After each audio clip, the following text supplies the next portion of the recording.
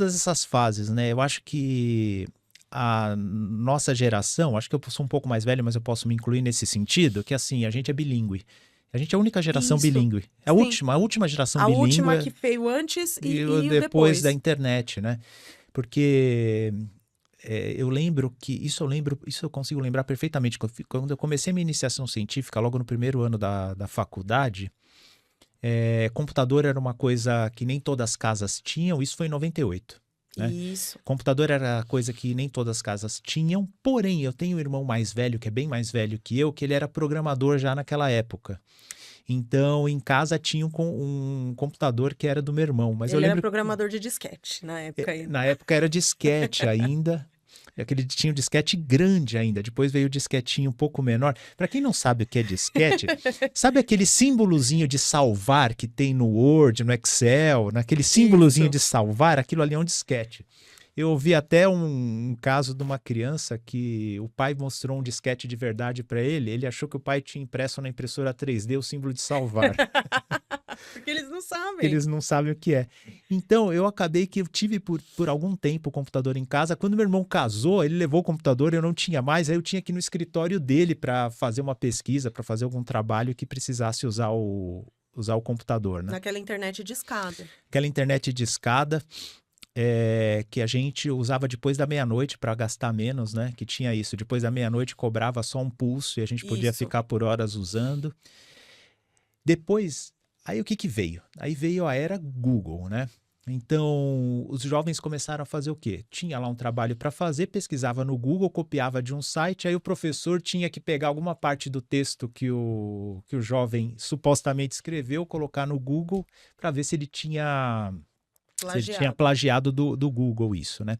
Na era pré-internet era o que você falou, a gente tinha que ir para uma biblioteca, consultar uma enciclopédia, um livro específico, e assim, no mínimo, a gente tinha que ler e copiar.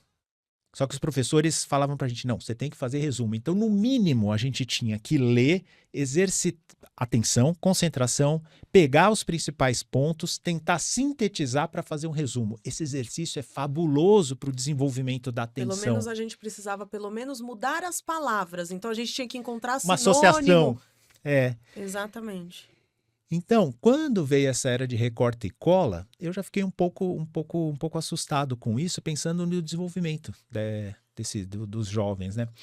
E agora isso mudou. Agora, pelo amor de Deus, agora com a inteligência artificial, se tornou virtualmente impossível saber se o jovem fez aquilo lá, fez no mínimo um resumo ou não, ou simplesmente foi a inteligência artificial que fez.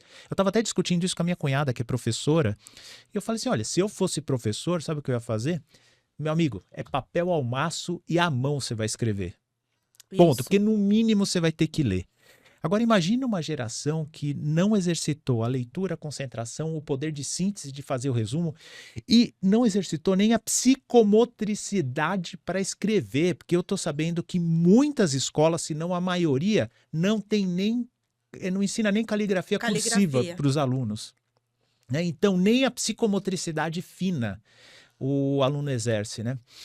Eu fui colega. Eu fui professor de cursinho por muito tempo, você sabe, eu fiz de tudo um pouco na vida.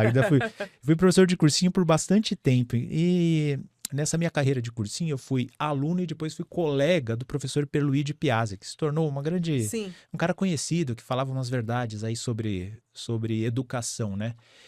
E ele tem ele tem várias frases de efeito e uma delas é assim, estudar é escrever. Quem não está escrevendo não está estudando. Ele falava assim. Porque quando a gente está escrevendo, a gente está assimilando. Exato. Está mexendo com a psicomotricidade. Aquela informação está entrando na nossa cabeça de uma forma diferente que apenas visual. Isso. Então, esse simples exercício de você ler, fazer uma anotação sintética em forma de esquema, te obriga a concentrar, obriga você a sintetizar as informações de modo que façam sentido para você. Fazer aquela anotação vai mexer com a psicomotricidade também associada a tudo isso. Então, isso é estudar de verdade e que se perdeu. Por isso que a gente vê. Então, pega um jovem que não exercitou tudo isso ao longo da vida, é lógico que a capacidade de concentração e atenção dele vai estar diminuída na vida adulta. Ou pega um adulto que fez isso porcamente, mesmo que teve oportunidade, Sim. fez isso porcamente, não exercitou isso legal. Quando chegar na vida adulta e a sua atenção for exigida, não vai ser legal. Soma-se a isso aquilo que a gente comentou, o modo com que se consome informação de forma vertiginosa e passiva hoje em dia. Tudo isso vai culminar num ambiente que tem um monte de gente desatenta e se queixando disso. Aí, como diria o Mano Brown, a gente vai ter que fazer o quê? Voltar para a base. Cara, o que eu mais recomendo para as pessoas é, cara, quanto você leu, quanto você exercita a leitura? Começa a exercitar a leitura, então, no mínimo. Pega o que você leu, faz um resumo. Hoje em dia as pessoas não têm mais isso. Tem diferença na leitura de livro físico para livro digital? Depende. O Kindle, ele funciona como um livro físico, mas do ponto de vista fisiológico até, óptico, se pegar um tablet ou um celular, não funciona exatamente da mesma forma que um livro físico. Assim, qualquer leitura vale. Se você estiver lendo num tablet, vale. Se você estiver lendo no celular e fazendo um resumo, vale. Uhum. Mas do ponto de vista fisiológico, essa experiência de ler um livro físico ou no Kindle, que o Kindle ele foi projetado para isso. Ele tem o brilho diferente, né? Exatamente. Ele não brilha, ele é mais fosco. E o tipo de estímulo visual funciona mais ou menos como se fosse um livro físico também. Então eu falo, sabe, Agnes, eu também não vou exigir muito não. Pessoal, o que eu falo? Qual leitura é boa? Qualquer uma. Se você não lê, pega algo que seja atraente para você no primeiro momento. Com o tempo, como tudo que se faz na vida, com o tempo a gente começa ali tomando leitinho, qualquer coisa satisfaz. Depois a gente vai querer uma coisa mais substancial. Uhum. Então começa bem o hábito da leitura e do estudo e naturalmente você vai procurar coisas de conteúdo que te elevam mais o intelecto e a alma, mas começa de alguma forma.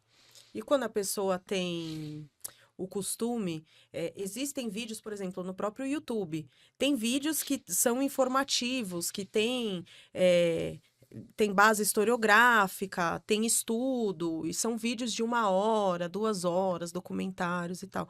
E eu também tenho mania muito de fazer isso. Às vezes eu tô fazendo alguma coisa e eu tô com aquele vídeo, eu tô ouvindo aquilo.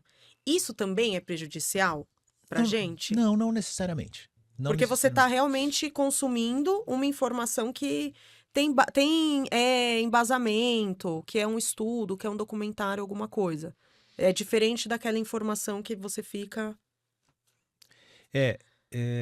Tem que diferenciar uma coisa da outra. Tem que Uhum. diferenciar, né? Uma coisa é você estar fazendo um trabalho relativamente mecânico, por exemplo, que muito do nosso trabalho é relativamente repetitivo e mecânico, e aí você põe um conteúdo valoroso do lado para você ir absorvendo, né? Eu tenho esse costume também, não vejo problema nenhum nisso. Não consigo lavar louça se eu não estiver ouvindo alguma coisa no YouTube. Eu também.